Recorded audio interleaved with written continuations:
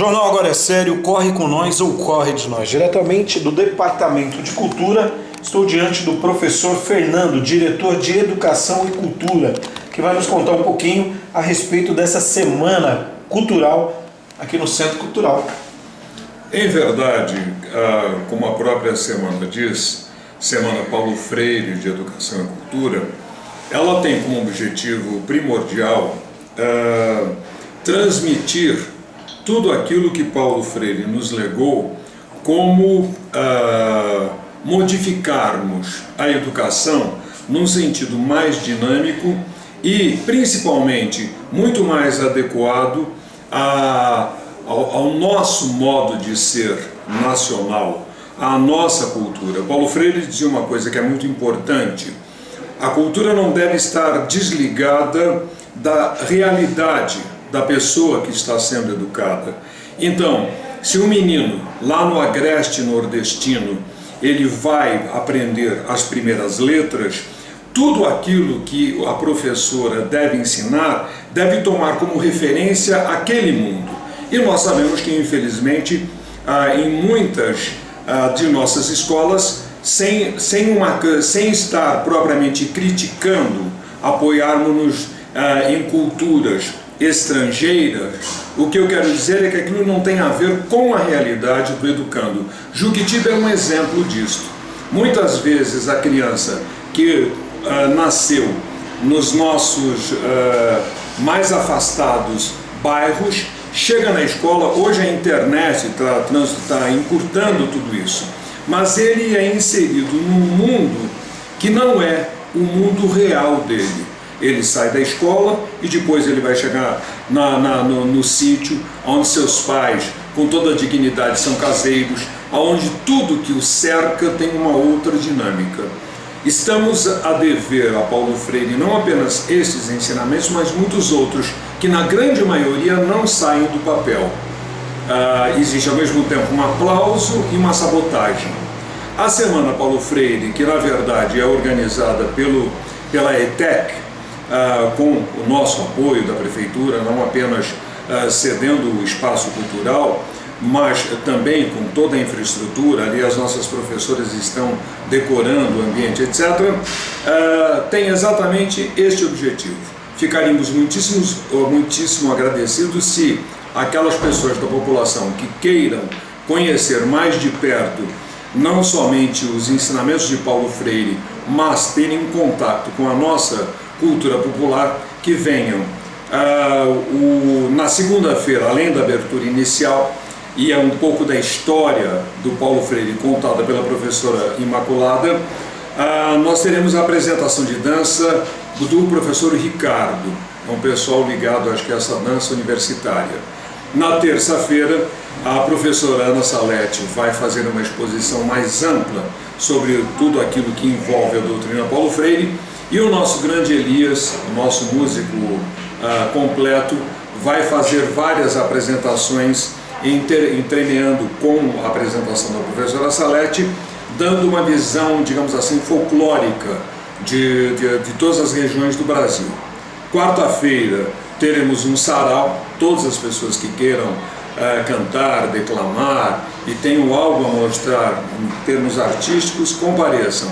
E na quinta-feira nós vamos ter alguns depoimentos de alunos da ETEC e o grupo musical Além do Som, que se apresentou no ano passado com tanto sucesso, virá se apresentar novamente para encerrar a semana. Tá certo. Professor, Paulo Freire ele é considerado um dos pensadores mais notáveis da história da pedagogia e tendo influenciado o movimento chamado Pedagogia Crítica. O senhor se considera um discípulo dele? O senhor é sempre crítico, né? Sob esse aspecto, sim. Fico até muito lisonjeado de poder ombrear com esta tão importante doutrina e dessa escola de pensamento. Porque, como professor de filosofia, a filosofia tem como missão precípua ensinar o aluno ou aquele que se volta para qualquer tipo de estudo a ter uma visão crítica no sentido de analítica. Crítica é uma palavra neutra. Quando eu estou elogiando, eu estou fazendo uma crítica positiva daquele trabalho. E nesse sentido, o grande senão que eu levanto da educação do Brasil é que nós continuamos insistindo no erro de dar tudo embrulhadinho para o aluno, como quem diz, todo conhecimento está aqui, você deve se satisfazer com isso, e ele fica sem condições de exercer a sua própria capacidade de pensamento. Eu prefiro um aluno contestatário que diz, não concordo com o senhor, e eu terei de maneira persuasiva levá-lo a refletir e ver que o seu pensamento não está certo, do que impor, porque neste momento eu terei matado nele a sua própria capacidade de pensar. E Paulo Freire tinha exatamente um dos problemas que aconteceram, porque eu posso falar sem receio de ser criticado. Paulo Freire se aproximou doutrinariamente, digamos assim, politicamente, da doutrina comunista.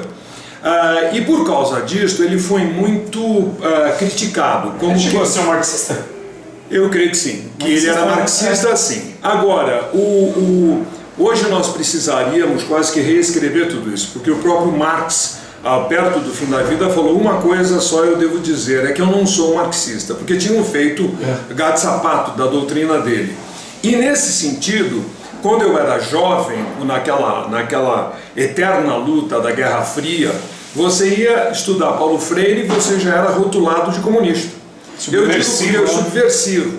Eu, que como católico apostólico romano praticante, sou tremendo, que as pessoas não conseguem acreditar que eu tenho ojeriza pelo capitalismo selvagem, embora defensor da livre iniciativa, da pequena, de tudo isso, como Paulo Freire também pensava. Então, muitas vezes, o que Paulo Freire estava propondo em termos sociais era a união de todos aqueles que são pequenos, como é a questão das cooperativas, onde a gente preserva o instituto da iniciativa privada, mas nós estamos trabalhando numa grande equipe em prol do bem comum, que se afasta exatamente do totalitarismo de Estado, como também se afasta dessa situação realmente deplorável, que é o domínio da humanidade inteira por 1%, se tanto da humanidade. Todo mundo está sabendo que em 2016, 1% de todo o dinheiro do mundo, digo mal, 50% de todo o dinheiro do mundo vai estar na mão de 1% da humanidade,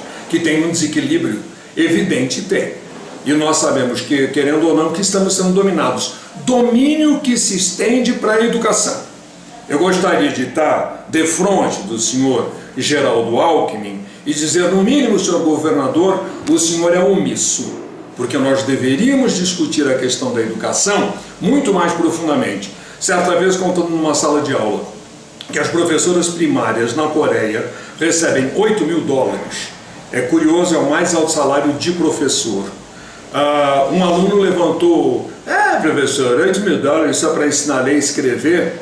Eu falei, eu tenho que dar uma resposta que vá além da objeção dele. Eu falei, querido, você sabe qual a diferença entre a Coreia do Sul e nós? É que lá não tem prisões. Ou seja, quando você investe naquela criaturinha que vai ser o futuro de toda a nação, você tem um retorno palpável.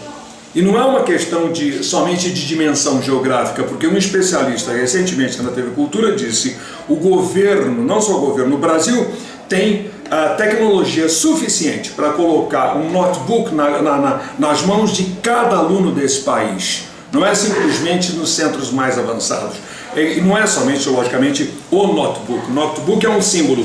Contudo, não há este interesse em que você, meu querido Guto, seja realmente livre nesse sentido. Porque, querido, com isso eu concordo com Sartre.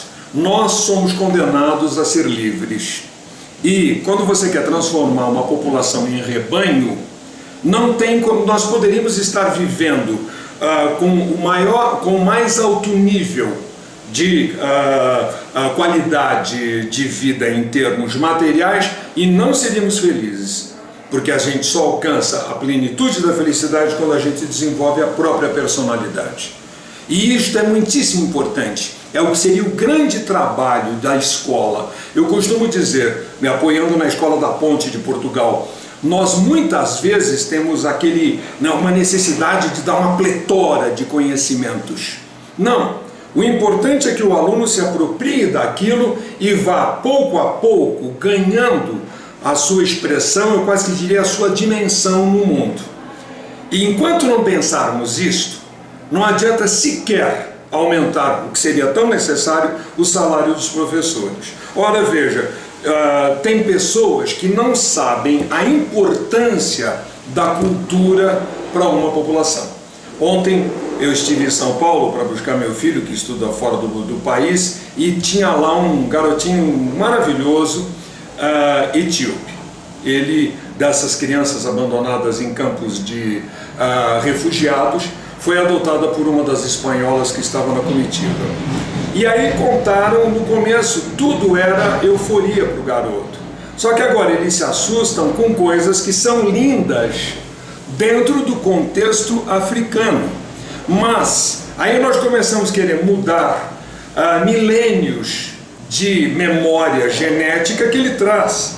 Então, se o garoto começa a querer dançar num batuque, não pode, desculpe falar em castelhano, porque em verdade esquecem que ele traz toda uma bagagem de cultura, são reflexos, e é lindo que seja assim. Quer dizer, tirá-lo de uma tragédia num campo de refugiados e querer fazê-lo outra criatura, sem este senso, quer dizer, nós deveríamos, ao contrário, respeitar tudo aquilo que ele traz, porque ele está numa situação vulnerável. São os robocopes do capitalismo, né? Exatamente, exatamente. E nesse sentido, me desculpe, eu falo com esta ênfase, porque nós temos o dever de mudar, mas mudarmos porque hoje as coisas são tão velozes, que nós não podemos mais ficar aparvalhados, não é? Eu, com toda a minha dificuldade de locomoção, disse recentemente para um colega meu: se vocês trouxerem uma ideia inteligente, aí podem contar comigo. Porque o número de greves que eu participei no passado, para nunca termos sido atendidos, eu até digo brincando, no tempo do Quercia, eu fiz essa profecia, eu falei: eles vão nos dar tudo dentro de 10 ou 12 meses. Quando a inflação tiver comido tudo aquilo, naquela época a inflação era tremenda, tiver comido tudo aquilo que eles nos deram. E foi assim que... Dá com a mão e tira com a outra. E tira com a outra. Agora o governo, eles foram estupendos, eles nos propuseram agora 38% de aumento, num prazo de 4 ou 5 anos, ou seja, dá menos de 10% ao ano. E será que as pessoas não percebem? Não é verdade? E com tantos canais de comunicação, eu não vejo os professores ocupando esses canais e propondo um debate verdadeiro com a população. Não é verdade? Porque, querendo ou não, isto é uma necessidade tão prioritária, caso nós queiramos de fato mudar a situação política que nós estamos vivendo. Você vê quantas coisas vão se juntando. Por não termos uma população consciente da sua cidadania, nós podemos ter esse caos. Aproveito inclusive para dizer de público, eu que ainda estou no PT, eu confesso que eu nunca imaginaria passar tanta vergonha, porque em verdade, não que qualquer outro partido poderia fazer o que ele fez, não, é que o PT não poderia, em hipótese alguma, ou aqueles membros do PT que fizeram, eles não podiam, nem 10 centavos. E agora, quando você chega em qualquer lugar, as pessoas te cobram, mas professor... Rotulou, né? Rotulou. Você um dia foi do PT, você sabe, você ficar completamente para baixo, porque você tem uma enorme quantidade de petistas sinceros, que acabrunhados não sabem mais o que dizer. Como é que você vai defender a inocência, dado o volume do desvio que aconteceu? Quer dizer, é algo acachapante. Seria de envergonhar, mesmo que fosse pouco. Mas no volume que foi desviado, alguém me dirá, então o senhor propõe outro partido? Não. Eu gostaria que esse negócio acabasse. Eu gostaria que houvesse uma reforma política por onde todos que passaram pela política, bons ou maus, fossem alijados. Como que você passou lá, querido, você é suspeito. E agora nós vamos começar do zero. certo? Eu vou tão longe que eu queria que voltássemos a uma coisa que existia na minha infância. Era o candidato independente que não precisava de partido. Era aquele homem e depois não tinha essa história de você teve 450 votos, eu tive 430, você entrou porque você teve 450. Porque pelo menos está mais de acordo com a realidade. Ponto corrido, né? Não é verdade? Ponto corrido. Ponto corrido. É uma maneira de você, numa cidade como a nossa, onde o que vale é a pessoa, não é verdade? Para dizer tudo, se amanhã você sai candidato, a pessoa diz, não, no Guto eu confio, porque contra ele se ele, como é que se diz, nem sempre está fazendo melhor, pelo menos ele é autêntico. Naquilo que ele faz, ele é autêntico. Voltar na essência, não no partido. Exatamente, voltar na essência. Porque a ideologia já foi comprovado que os partidos não exercem depois que estão no poder. Exatamente. Se o PT sucumbiu, desculpe, eu digo isso com tanta dor, porque realmente eu encontrei pessoas de um valor que eu poria a mão no fogo. Tal é a integridade com que trabalharam pelo bem público, não é verdade? Mas, desculpe, está tudo gravado aí, se alguém, estou aberto a qualquer tipo de discussão pública. Isso é um bate-papo aí com o professor Fernando, diretor de Educação e Cultura. Professor, muito obrigado. Imagine, sempre à disposição de vocês. Você sabe que eu sou um grande admirador, nem todos são assim, mas eu gosto do seu trabalho. Parabéns. Muito obrigado.